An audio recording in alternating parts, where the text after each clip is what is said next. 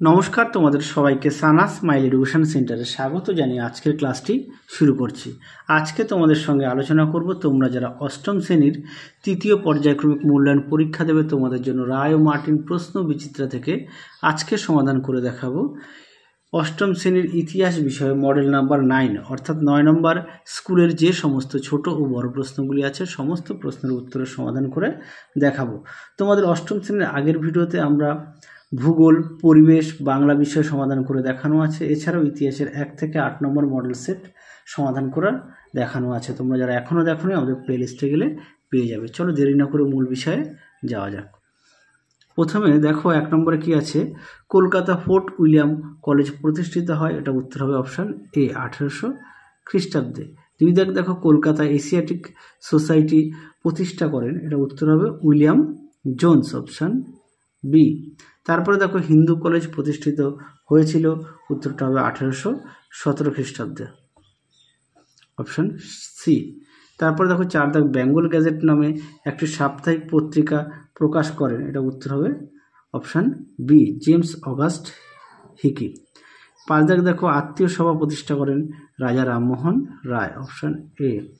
তারপরে দেখো 6 দাগ sir Syed Ahmed Khan Aligarh Anglo oriental college প্রতিষ্ঠা করেন, এটা উত্তর হবে 1875 খ্রিস্টাব্দে, অপশান বি।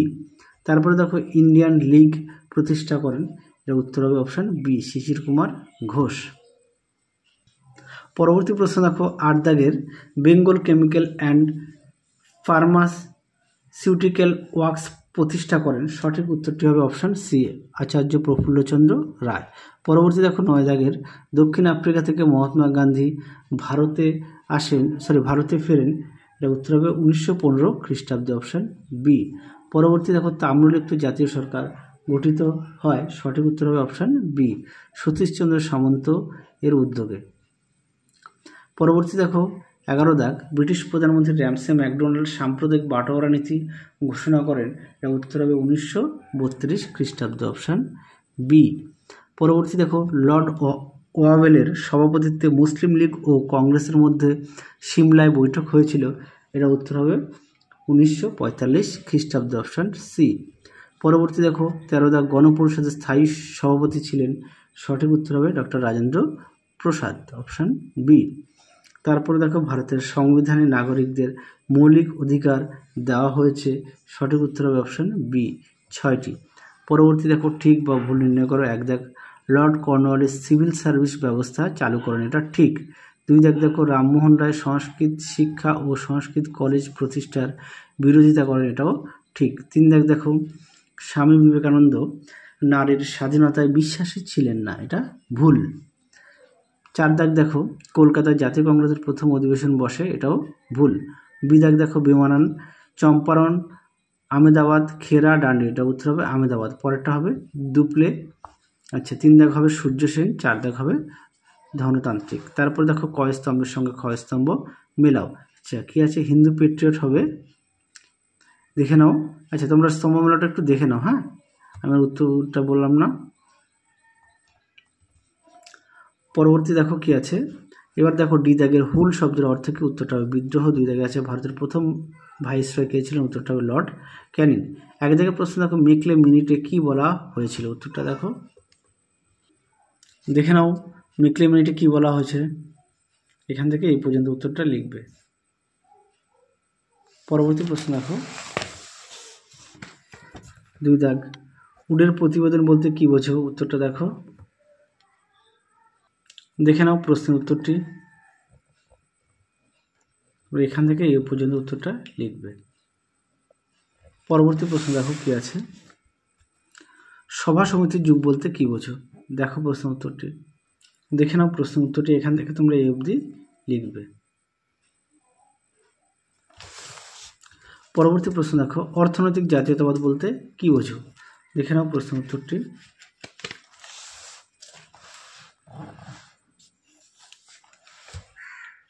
দেখে নাও প্রশ্ন উত্তরটি, তোমরা এখান থেকে এই পর্যন্ত লিখবে অর্থনৈতিক জাতীয়তাবাদ।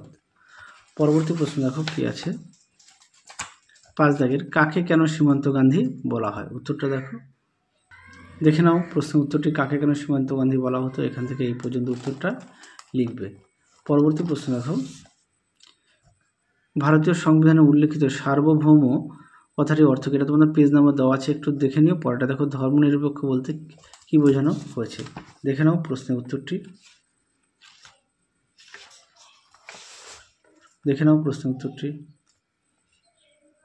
এছাড়াও তোমরা তোমাদের পাঠ্য বই থেকে পড়ে নিতে পারো, আর অবশ্যই পাঠ্য বই খুঁটিয়ে পড়বে। চলো এবার আমরা 4 দাগের প্রশ্নের উত্তরগুলো এক এক করে দেখব। প্রথমে আছে 1 দাগের, টিকা লেখো ইয়ং বেঙ্গল আন্দোলন সম্পর্কে। উত্তরটা দেখো, দেখে নাও প্রশ্নের উত্তরটি। তোমরা এখান থেকে এই পর্যন্ত লিখবে। পরবর্তী প্রশ্ন দেখো, 2 দাগ, সাঁওতাল বিদ্রোহ সম্পর্কে টিকা লেখো। উত্তরটা দেখো, দেখে নাও প্রশ্নের উত্তরটি। সাঁওতাল বিদ্রোহ,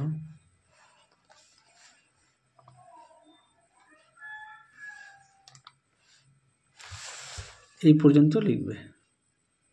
পরবর্তী প্রশ্ন দেখো, জাতীয় কংগ্রেসের সুরাট অধিবেশনের তাৎপর্য লেখো। উত্তরটা দেখো, দেখে নাও প্রশ্নের উত্তরটি।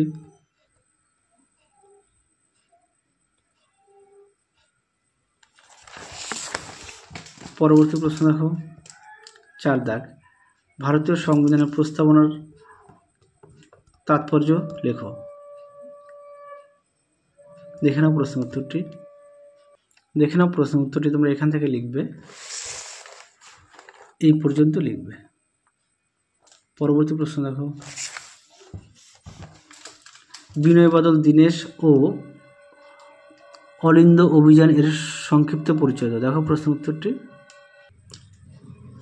দেখে নাও উত্তরটি, তোমরা এখান থেকে লিখবে। হ্যাঁ, দেখে নাও, সুন্দর করে পয়েন্ট দেওয়া আছে। দেখো, অলিন্দ যুদ্ধ, এই পর্যন্ত লিখবে। পরবর্তী প্রশ্ন দেখো, ভগৎ সিং স্মরণীয় কেন? দেখো প্রশ্নের উত্তরটি। দেখে নাও ভগৎ সিং স্মরণীয় কেন, প্রশ্নের উত্তরটি।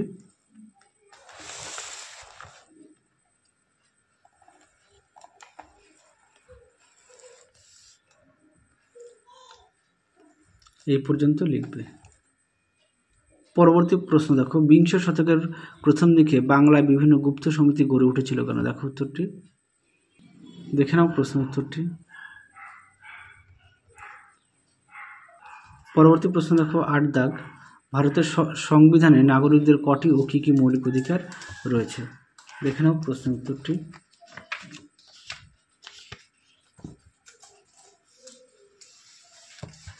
দেখো প্রশ্নের উত্তরটি, 11টি মৌলিক কর্তব্য। দেখে নাও, এই পর্যন্ত উত্তরটা লিখবে।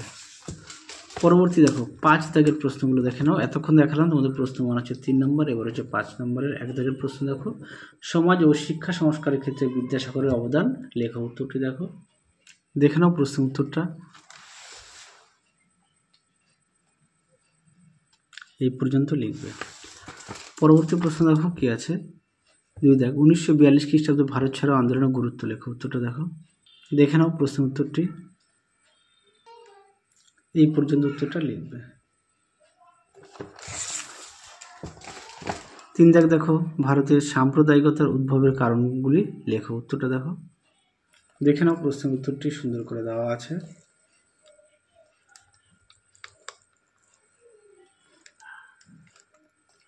এই পর্যন্ত লিখবে।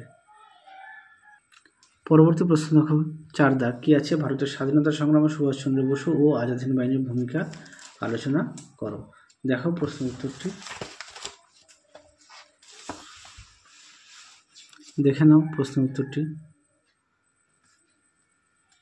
দেখো প্রশ্নের বাকি উত্তরগুলি।